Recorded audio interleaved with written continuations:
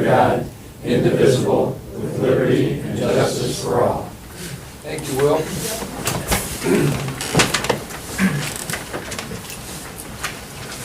We have no guests this evening, so we'll go right to the minute approval. Are there any additions, corrections? I looked them over with Nancy middle of last week, so. Anything, Mike? Yeah, it looked okay to me. I wasn't, after I was out of town. That's but- right. I'll make a motion. I'll second, and we'll call for the vote. Mike, Yes. TJ, Yes. Gene. Yes. Okay, scheduled reports. We will start with our zoning inspector, Frank Kitco. Okay, gentlemen, you should all have a copy of the activity for June. We processed 7 applications, pretty spread out there. 1, but leading the pack of accessory buildings between under and over 200 square feet were about 18 and 19. You should have, I believe that's what that is on the table there, you have a subdivision, a minor subdivision there to look at if you want. If you have any questions, it's already been, it meets zoning, it's been signed off on and sent back. But you have it there for the approval. Why is it called Claridge Farms when it should be Kavanaugh Farms? You're asking the wrong person that. But, There's the answer. Did you have a chance to look at this? You want to look at it? Mike, you want to see it? I think quick. The one good thing, it does not involve us, the township is building. Is that the farm area? Road, One there? so- Yes. Existing historic silos to remain. In fact, in 1972.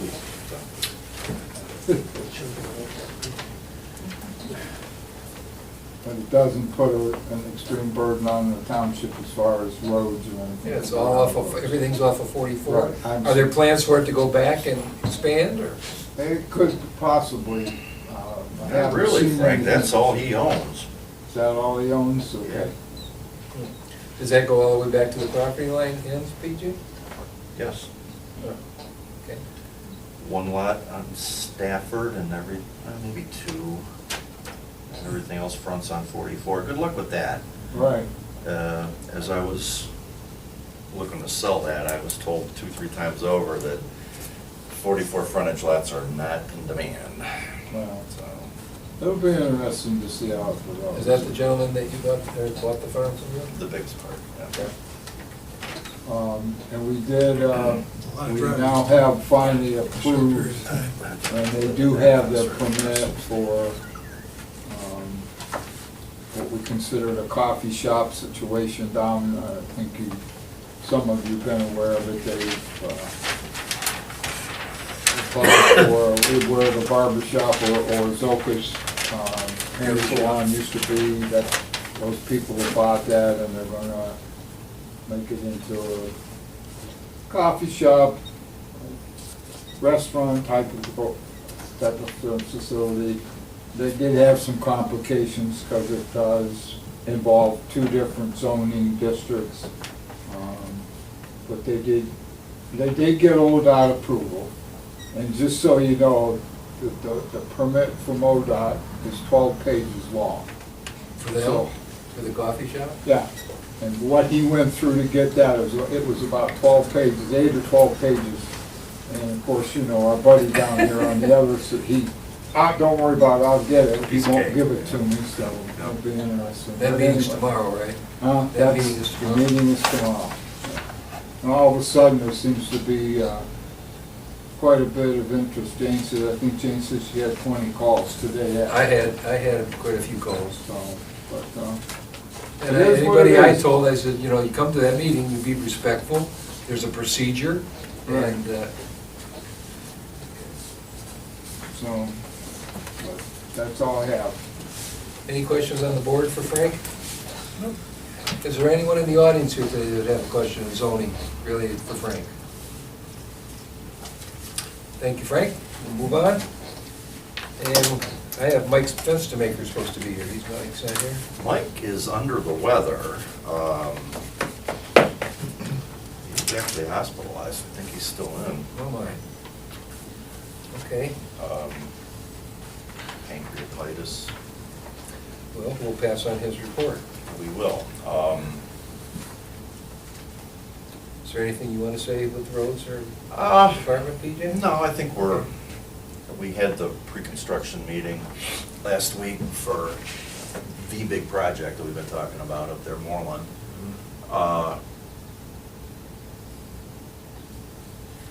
The other thing Mike and I talked about, and it actually shows up in that clearage plot there. There's gonna be a Stafford Road closure, and it looks like it's gonna be September-ish, where the state's doing a 100-and-some-year-old pipe underneath Right. the floor. We're working on getting a notification sent out to at least the Stafford Road residents. I don't know if we wanna go into all the subdivisions, you know. We're gonna get some signage together. It's gonna be, this project should be going on right now. I think all the bids came in over, I think is what happened. So they had to redesign it and rebid it. So that's why we're now into the school year, which is problematic, so, yeah, I would say that'll be of tremendous interest. I may be wrong, but it looks like they're starting to move some stuff around at the point. Over here? Yeah, Are they? I've seen wires and Yeah, poles, some set of poles pole there. moved, so we're finally gonna get that, I hope, taken care of. Has always been an accident waiting to happen. You know where I'm talking about, right? At the point? Yeah. I don't go that way anywhere because my head doesn't turn that far anymore. That's the problem. That's what I noticed. You know, I mean, when they did that little extra curve in there, Yeah. that was even worse, because anybody coming the other way, they're still going straight in. So, you know, you're trying to be a good guy and you're pulling up there like this, and these people are coming right at you. I wish I had died for every time I ever got hit from behind with somebody looking this way and, oh. Okay, well, that's good. All right, well, Mike's not here. We'll move on to trustees' reports, and we'll start with Mr. Troyan. Okay, I just want to thank the scouts and everyone who was involved in the parade. They did a good job of getting everything organized, and I think there was a really good turnout for every chair was filled in the fire department, and everybody had a good time, so they're doing a really good job with everything they're doing for us so far. I was going to thank the road department also, and Mike's not here, but for their help in setting up the fireworks. And one assignment I got from Nancy, the boss, we did the certificate of need at our last meeting. It was 2025-09. That had the wrong date on it. It did. It was originally set for the meeting on July 2nd, and on the June 2nd. June 2nd, got moved up to the 16th, but the date on the first page did not get changed. So, what I'm gonna do is make a motion to rescind resolution 2025-09. I'll second. Did you second? I did. Yeah. Mike, Yes, PJ, Yes. Keith. Yes. okay. So, we're basically now set for when you get in, we get into the, or do you want me to go ahead and? Go ahead, well, Yeah, let's do do the it all right resolution. now. Okay, so we have the new resolution 2025-10, certificate of need.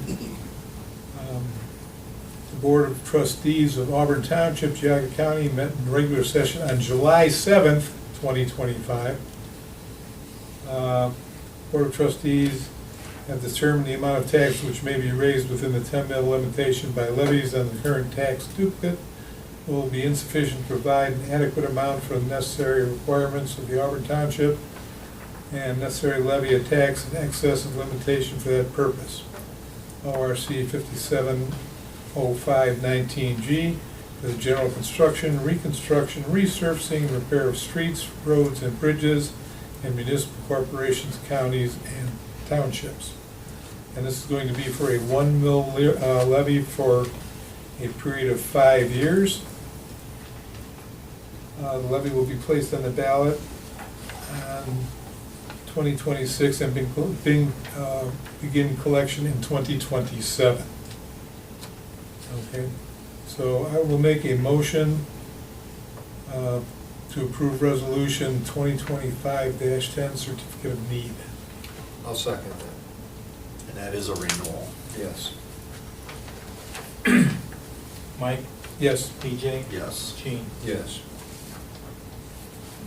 Okay, so we can sign the original, which I believe it should be with Dan. Sign it as it comes down. All right, and that is all that I have. Okay. Mr. Kavanaugh? I really have nothing to report tonight, so I'll pass my time. Okay, I have a few things. Did I mention at the last meeting that Mike and I met with, or Mike Festemaker and I met with the Bainbridge trustees, the fire department, the police department, and the people putting on the fireworks? I did mention that, okay. All right, we met last week, myself, Nancy, and Mike Festemaker with our representative from Otarma. And we do this every couple of years to go over certain risks, things that, they defend us regardless. But they go over things and ask us to try to change a few things, because it's obvious when they go over things, everything is based on if you get sued. Now again, even if we get sued, Otarma defends us, but there's things that they would like us to do that we're not doing or should do that would help us a lot if we did get sued. Limit our exposure, shall we say? Right, right. And this year was pretty good. There was only 13 things. And I just want to go over a couple of them real quick. One is to provide an annual sexual harassment, anti-harassment training, because this is a liability risk for the township. It was a form of discrimination that violates Title VIII of the Civil Rights Act of 1964, and they believe we should have that harassment training done every year for all employees. As of right now, we are not doing that. The other thing is an update written job description for each township employee. And Mike and I were sitting there, he says, what's the job description for your road crew guys? And of course, the answer was whatever we ask them to do, that's their job. But he Sadly says, enough, it applies to all the other employees. yeah, also. which is unfortunately not good enough. Job descriptions for each township position, ours are not current. They should be reviewed by a legal counsel. Each employee should receive a copy of his or her specific job description, sign an acknowledgement of receipt and understanding of the job description. It should be reviewed annually and updated when necessary. Any changes in job description should be communicated to each employee in writing. Require a liquor liability policy when alcohol is served. Now, right now, we make them have this liability if it's a fundraiser where they're selling alcohol or raffling off alcohol or whatever, but we do not do that for people who rent Adam Hall for private weddings. And Otarma's feeling is we should have them also sign a liability insurance. If somebody there underage drinks, gets in an accident or whatever, like we said, everybody's getting sued. But he said it would protect us if we did have some liability and started a policy where even if you're renting it for a private wedding, we ask for liability insurance to cover the township. You have more experience than anybody working do. with the different venues for private venues. Do they have something similar to that in the private sector? Most places that do weddings and what have you, that's in part of their contract. So It doesn't prevent you from being sued, No. but it limits your liability.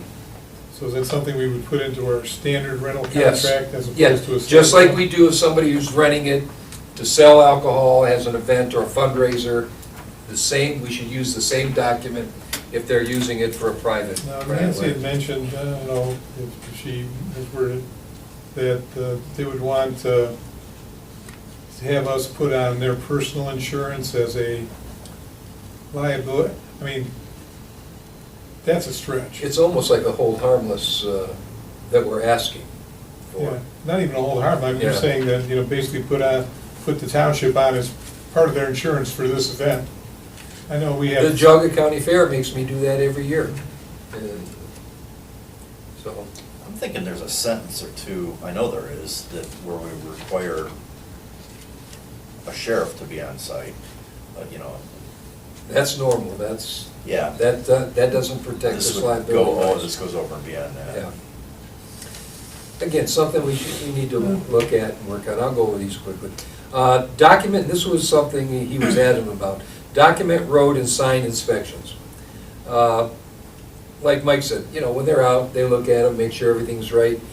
He believes it should be done weekly. And the reason he feels that way, let's say somebody has an accident, gets killed, and the stop sign's missing. And he's gonna ask at a trial, how often do you check your road signs? And he's gonna say, once a year or whatever, and of course their attorney's gonna say, and that's why he had the accident. So again, a liability issue. I got a feeling as we went on with this, they were looking at it in every scenario if we got sued. So, document public access building inspections. Inspection of township buildings that are accessible to the public are not documented. In other words, I think we all know, we check these buildings all the time, periodically. They want it documented.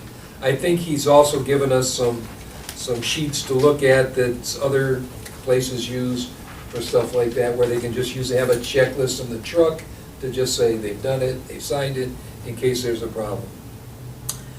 Adopt a written driving policy with driver acceptability standards. Now, we all know about this because we've already had an incident like this, and when he asked, how did we know one of our road guys had a private situation, he called us and told us, what if he had not? What if he had that and didn't tell us and came back and got in that truck and got in an accident? So he's suggesting that we have this driver acceptability standards, like a policy should be put in place as a set number, how many points do we allow on your license? Well, we know, I think the county has 6 points. You get over 6 points privately on your license, you cannot drive for the township, or at least the county. So he's saying, do you have that in your policy manual? We do not. So that's something else we should look at. Set of number of points allowed, or the number of moving violations per year, or a combination thereof. So that's something we should probably consider really looking at, because, like I said, what if he had not told us and came back and had a serious accident? Participate in ongoing refresher training for the road department. Now, Mike said they used to do that. Before the pandemic, they had those refresher courses and they stopped doing them, and that's why we stopped going to them. But Mike's been told that the state is going to start reissuing those, and I'm sure that's something we'll take care of and be part of as far as a refresher. Down at the buildings, provide separation for compressed gas cylinders on the oxide accelerating welding carts. Yeah, so you're aware of that. We need to move that. So that's something we already know we got to do. Improve labeling for the above-ground storage tanks on the east side. The above-ground concrete reinforced fuel storage tank does not have visible signs or place cards identifying the contents of the tank. This is a fire hazard for the township. Fuel tank signs, place cards give critical information to township workers and first responders in the event of a spill or fire. Warning sign reduce the danger of unintended accidents to township employees. Again, from a liability point, if that's not signage and there's an accident. This is the ones you're using? too? Yeah, they're labeled. I thought The only thing it's Melzer missing should know is the enough. emergency shut-off sign. And Melzer should know enough to do that. He's supposed to be getting that taken care of. Move the emergency shut-off switch for the above-ground bulk fuel tank on the west side. The emergency shut-off switch for the above-ground bulk fuel storage tank is located within 20 feet of the dispensing units. This is a liability hazard for the township. An emergency disconnect should be installed not closer than 20 feet and no more than 100 feet from the dispensing units.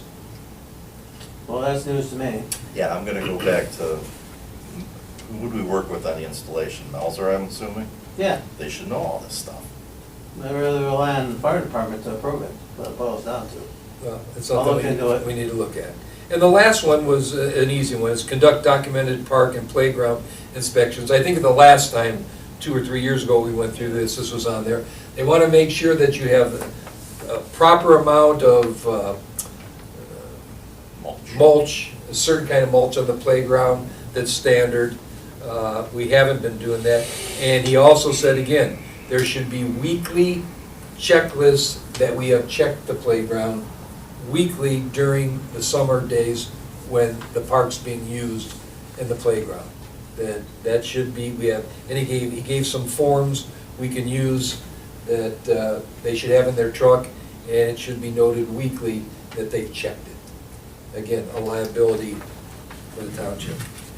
So, those are things we can look at, and I think we can readily solve most of those without a problem. I got one more Yeah, question. Going back about 3 of those. Yeah, I have another one. The points, the driver's abstract records. Mhm. We've been, I think, still stringently pulling those twice a year. That's not enough? No. How much do they want to do? They want that done weekly now too? Again, no, but they want that in the handbook, that you have a policy of what would prevent someone from going out on that road. Points, all the kind of stuff that, and they want to know privately, and so. Well, it probably wouldn't work for the insurance company, but I can tell you, if somebody tried to cover up a DUI and we found out, they'd be fired. Well, and we know that, but, like I said, the key word you just said is if we find out about it. If he comes in and doesn't tell us and gets in that truck and gets in an accident, our liability is big, huge. All right, so that's about all I have on that, I think. We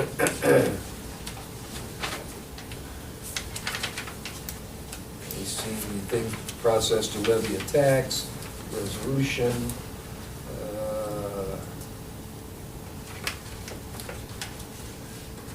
We'll go over some of this Judco and JDF landscape agreements a little bit. I think everybody's, is this gonna be your report, Dan, on the insurance?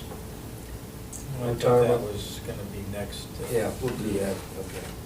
All right, other than that, I want to congratulate the chief. We had a little get-together Sunday for his 50 years on the, is the chief, 50 years in the fire 51 now. department? 51, and his 70th birthday party, congratulations. It was a Thank you. great get-together. And again, like Mike said, I want to congratulate the Boy Scouts and everybody, especially Matt England, who organizes the parade and does a good job. I think it was a good time held by all. It was run smoothly, and it was a great job. Enjoyed it immensely. And with that, I'll turn it over to Dan Matsko. Okay, since our last meeting held June 16th, I processed for this meeting 16 electronic payments totaling $62,137.45. And I issued 25 warrants totaling $37,302.39 for a total of $99,439.84. As far as the June bank reconciliation, we have at the end of the month, on June 30th, in our primary Middlefield bank account, $612,141.99. In our Star Ohio investment account, $2,231,437.16 for a total of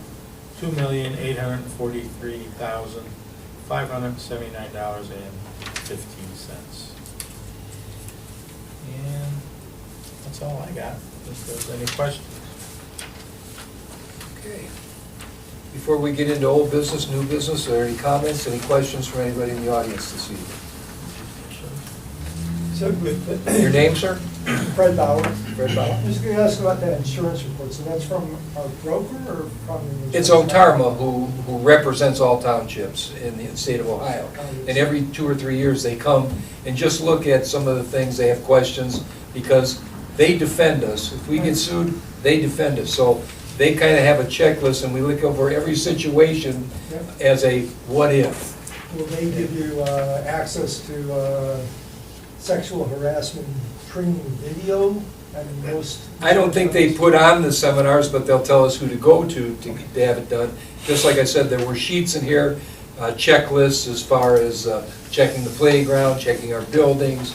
They've given us all kind of examples to Sample look at. policies? Yes. You have access to? Yes. Okay, good. Okay, anyone else? All right, then we'll go on to old business. Seasonal hours, service department. Mike, you weren't here, you were right, so it was brought up that our road crew would be interested in a 4-day work week versus what we're doing now. I had quite a few questions, PJ had some, but we'd like to hear what you think of that.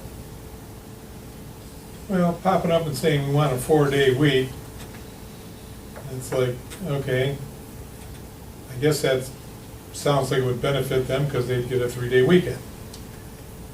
But there has to be a lot more details set up than this. Are we gonna have everybody off on Friday? Are we gonna have alternating hours? We're gonna have alternating days, who's which days? We're doing it, want to do this during the summer when most of the people are taking vacation anyway. I'd have to see a lot more details and specifically how this would benefit the township before I would even consider looking at it. I concur. I mean, my questions were the same as yours, is, okay, so what does that do to overtime pay if a tree falls down on Friday? On Friday. If somebody gets buried on a Friday, are now we paying time and a half versus the regular time? I understand why the road crew would want that, and they gave examples that Manaway does it and Newberry does it. Now, to be honest with you, Manaway has 2 road crew guys and a trustee who does most of the plowing. I'm not sure that falls under the same category that we're under. And Newberry, like you said, I need a lot more information. Is Newberry's, do they have the same amount of miles of roads that we have? How many people on their road crew? I mean, I'd like to know a little bit more about that because, quite frankly, just from saying that, I'm not in favor of it. And I'm not in favor of it right now because we're in the service business. We're here to help the residents of Auburn Township. This isn't like an IT room company or whatever. We're here to maintain that things go well in the township. Not just Monday through Thursday, but Monday through every day. Our guys know they're always on call in the winter. We usually let them go home early in the winter if we know there's going to be plowing at 3 in the morning. I'm not comfortable with that because what's going to happen is, like I said, a tree falls down, something, there's an accident. Dead deer. They're dead deer. Right They're going to call us, and what am I can't move. I can't go out and cut a chainsaw. I have a job. So, I mean, that's why we have a service department. Yeah, It's a service the one department. contact I made with Newberry, and they've been doing this, I guess, about 7 or 8 years now, is that there's some regret that they didn't figure out their staffing so they could have somebody in the garage 5 days a week, you know? I think if we're gonna talk to these guys, and it'd be Festermaker being the superintendent over there, I think we would have to start with that. We probably should have started discussing this in March rather than June. Yeah, well, it's So. like, okay, Mike's incapacitated. He is right now, so, yeah. So I think the ship has sailed on this for this. For this summer. year, yeah, but, it's But obviously that gives us something. time to, Yeah. or gives them time to come up with, Well, the other thing is too, if you want to look at it like that, the superintendent, our superintendent, makes more than the road crew guys. Should he be here 5 days a week then? And he should be the one guy that's always here? And just give the other ones a 4-day week? I mean, and again, if Dan looks at it from a point of view, again, funerals, accidents, trees down, deers in the road, Is that time and a half, and how does that affect our budget? Yeah, like I said, there's a lot of questions unanswered, so we can't even, I don't think we can really address the issue without. Well, like I said, it was brought up at the, PJ brought it up, Mike brought it up at the last meeting, but we really didn't want to go into detail because you weren't here, and, Yeah, So- this is kind of one of those things, somebody brings it up, hey, we should go to 4 days, Yeah. okay.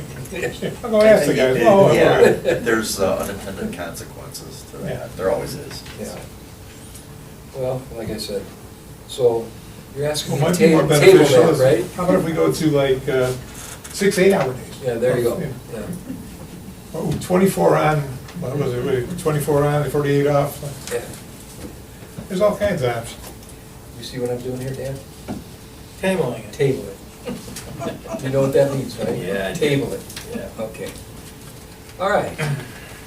Okay, we have a 01-118986 address assignment on Godshaw Parkway. So I guess we have to make a motion to approve that?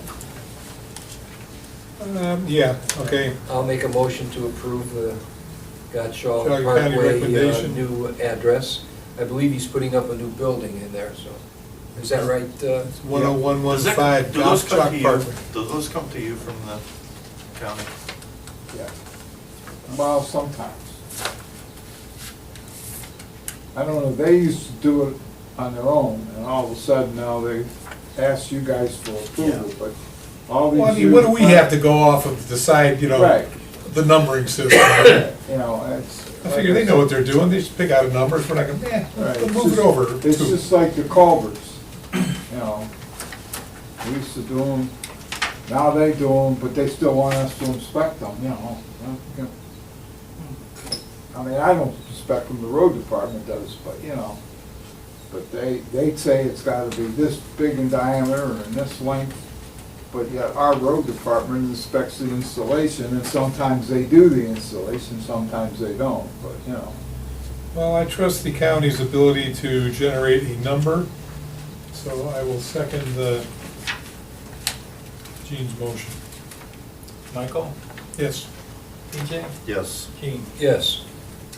Next, under new business, we have a 3-year service agreement with Windstream, $830.70 per month, which is $138.97 less than the last service agreement 3 years ago. So do we need a motion to go ahead with that? So moved. Second. Mike? Yes. PJ? Yes. Gene? Yes. Vicky? Signs.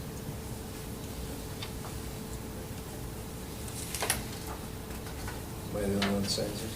I believe so.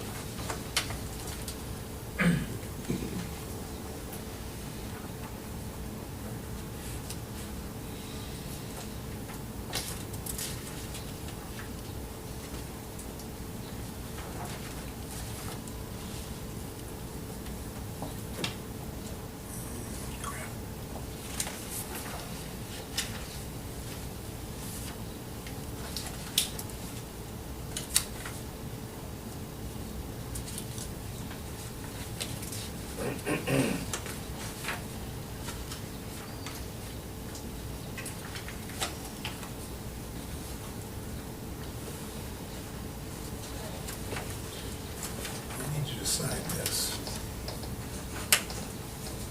We did one already. Yeah, you just done one for Gene and one's for me. Okay, all right.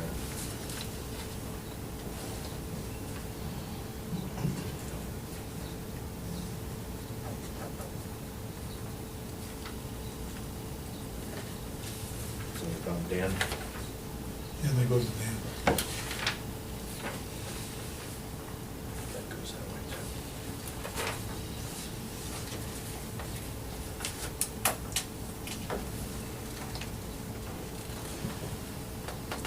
Okay. Not that cop car.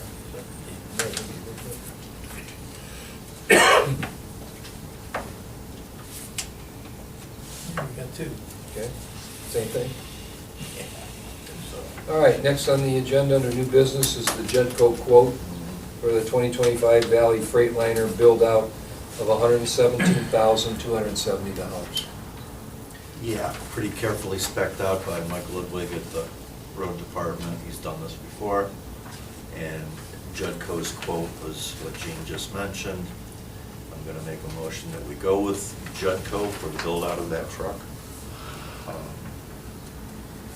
At that amount. I'll second it. Mike, Yes. PJ, Yes. Gene? Yes.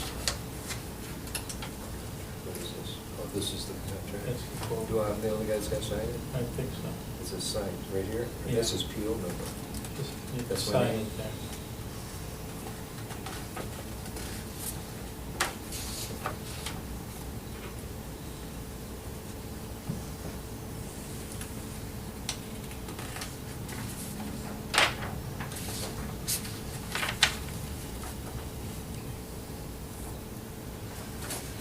JFD quote received, $2,160.82. Town hall tree removal and cleanup, $2,070.39.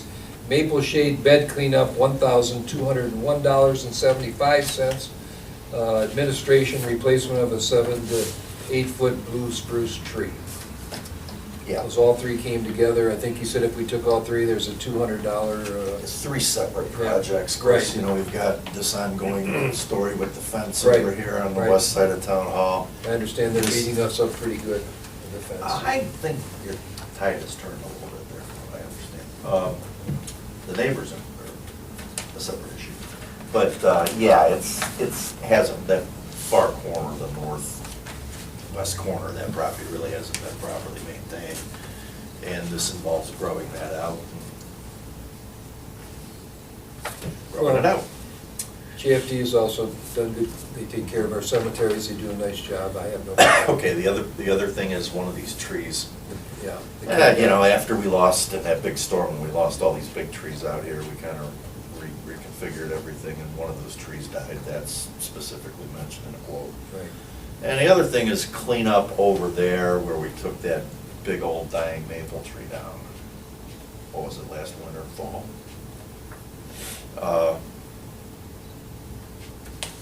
Basically, you know, grinding that out and getting it to a maintainable status.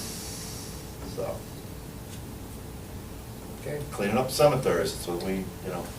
do I have a motion to accept? I can take all three of them and I'll make that motion. I'll second it. Mike, Yes. PJ, Yes. Gene? Yes. I got initial.